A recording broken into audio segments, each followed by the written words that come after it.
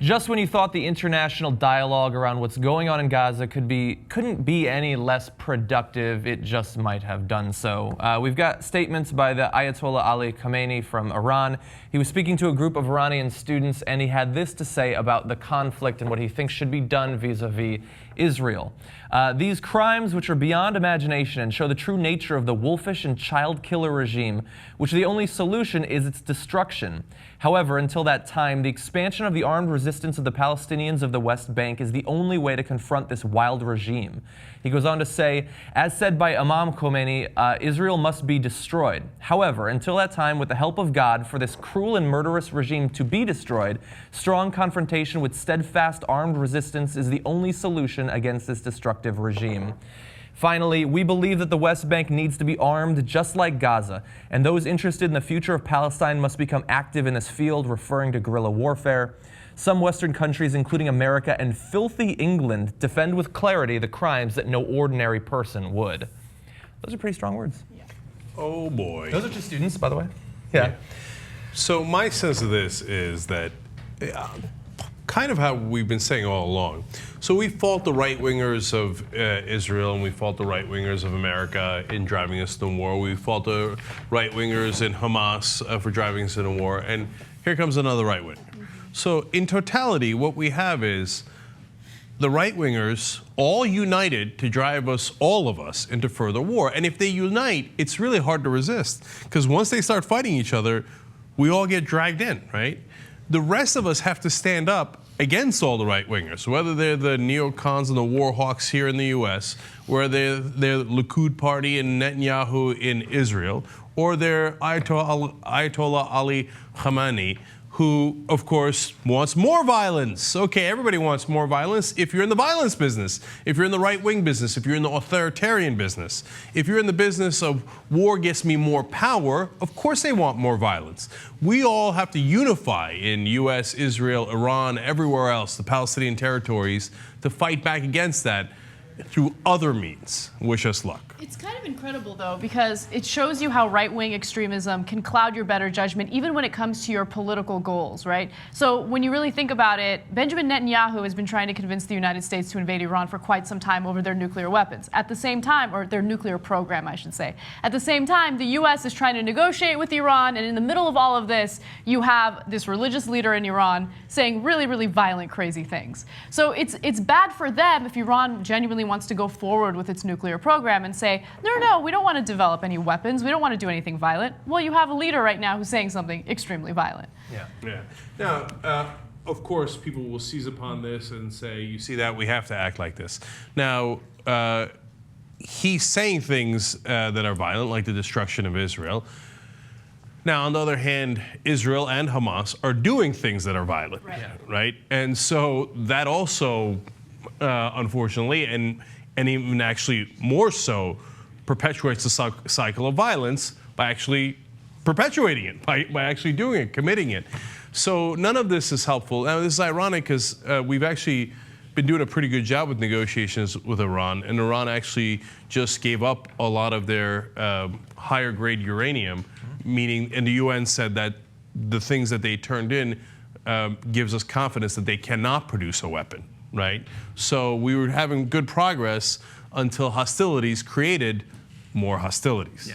Yeah, and so they turned over 200 kilograms of enriched uranium, enough, they say, to produce at least one nuclear weapon if they had the technology to do so. And they didn't turn it over because, we had warships off their coast. They did it because both economic sanctions and pressure that was being put internationally on them economically, combined with some diplomacy. Now, of course, you have, the semi-secular aspect of Iranian leadership, and then you have the religious section of it. Obviously, they don't have to agree on everything, and over the past few years, they haven't. So him saying this, it's depressing, both because it's easy for him to say that Palestinians should continue to throw themselves in front of Israeli tanks when he's not actually risking his own life, and it's depressing in that those of us who have been paying attention to this know what this cycle of violence has done to Palestinians. We know that there might be some groups that through armed resistance could eventually have their independence in the world, but this is not one of them. It's just not going to happen through that. And as long as a very small segment of Palestinians, like Hamas, continue to use military means to try, or semi-military means to try to get their independence, it becomes all too easy for especially conservative Americans, but people in countries around the globe to just say, well, look at what they're doing. This is who they are.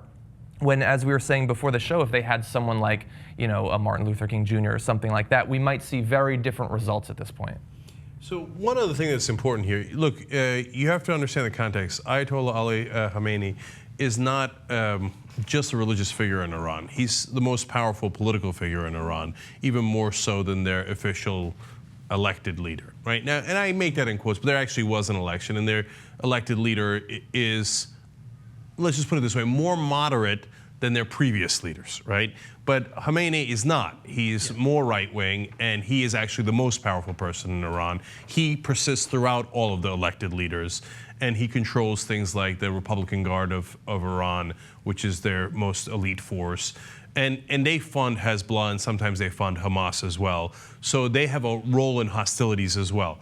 Now, one of the things he might have seen is that Hamas, after the war began, even though now 800 Palestinians have died, 70 to 80% of them civilians, Hamas's popularity is now over 80% in the occupied territories. Okay, so maybe Khamenei sees that and thinks, if we have hostilities, even over here, well, that doesn't hurt me politically, that helps me politically.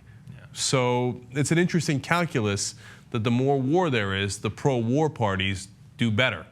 It's a damn shame, and they've been playing this trick on us for centuries, if not millennium, and we just haven't caught on. No, it's human nature. I mean, violence spreads. Once you start it, everybody involved who is attacked, all the relatives of people who were attacked, then they want to respond. It's human nature.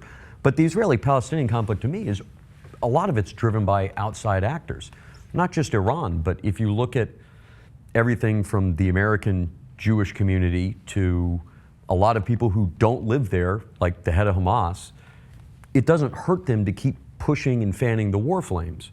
Because they don't have to suffer from it. And it was the same thing when the Balkans broke up. A lot of it was driven by expats who had money to buy weapons and push the more nationalistic people, because if you're sitting in the States or Canada, you can say, yeah, I want this country to be ethnically pure, whatever, my old homeland, and you put money towards that, and you don't have to live there or deal with it. But the people who live there, they're not naturally antagonistic, I think, really, in any country. Yeah. So I want to say one thing about you mentioned the American Jewish community there. Now, some of the strongest forces fighting back against the right-wing regime in Israel are also American Jews. Whether it's Glenn Greenwald or Jon Stewart doing a brilliant job of pointing out through humor some of the tragedy that's in Gaza. And the list goes on and on, right? The Sam Cedars, the Katie Halpers, all these people who fight back, right? But it's an interesting phenomenon for a lot of the old school communities here in the U.S. As Wes pointed out, it's comfortably here. They don't have to they're not going to get blown up. It was true of the Irish Americans as well, funding the IRA. So they get to, and there's a lot of money here in the U.S., so they get to fund these war games that makes them feel like tough guys and push their homeland into more and more war, but they get none of the consequences. They get none of the downsides. And so it's a problem we have that's weirdly American, because we're so rich and we are so diverse. We have these people from all over the world. I'd say I don't think it's weirdly American. I just got back from Sri Lanka, and I'm sure you know there was a huge civil war there that went on for years, and a lot of that was driven by expat communities in London and in Canada. I mean, it's every country. When you have an expatriate community that doesn't live there, that has money, they will put money into right-wing reactionary things in their homeland. It's like, you know, they got to be more Catholic than the Pope, right? Type of thing. Yeah, it's a bit of insecurity too. Yeah, right. Like absolutely. Sheldon Adelson talks a huge game about Israel, but yet he lives comfortably in Vegas, right? He's not going to get hit by a Hamas rocket, so he says, "Oh yeah, well then I'll fund things to really hit him hard." But that actually doesn't help the people in Israel. But he doesn't care because he doesn't live there. He thinks he cares. He thinks. I mean, if you told him that, his head would explode. No, I care the most. He thinks. Yeah. But you're not there, man. And so to you, caring is like false pride. Like, yeah, Israel will win. It's not caring that, hey, make sure the people in Israel don't actually get hurt.